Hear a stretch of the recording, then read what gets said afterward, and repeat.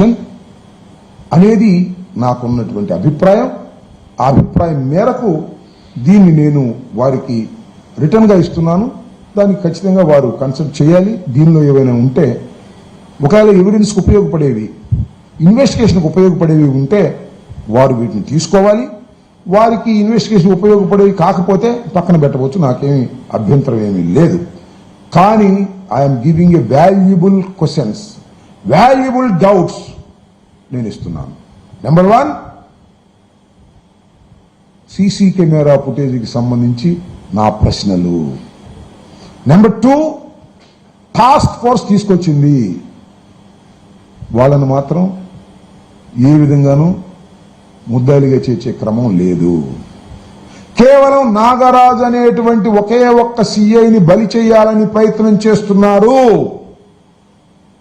మళ్ళా చెప్తున్నా, నాగరాజు అనే ఒకే ఒక్క సిఐని లేదా 2-3 కానిస్టేబుల్స్ ని బలి చేయాలి అనేటువంటిది ప్రయత్నం చేస్తున్నారు. ఇది తప్పు. హయ్యర్ లెవెల్ ఆఫీసర్స్ నుంచి ఆ స్టేషన్లో ఉన్న ప్రతి వాళ్ళు, టాస్క్ ఫోర్స్ కు సంబంధించినటువంటి officers involved in this act, very serious act, ఇండియాలోనే ఎక్కడ జరగనటువంటి యాక్ట్.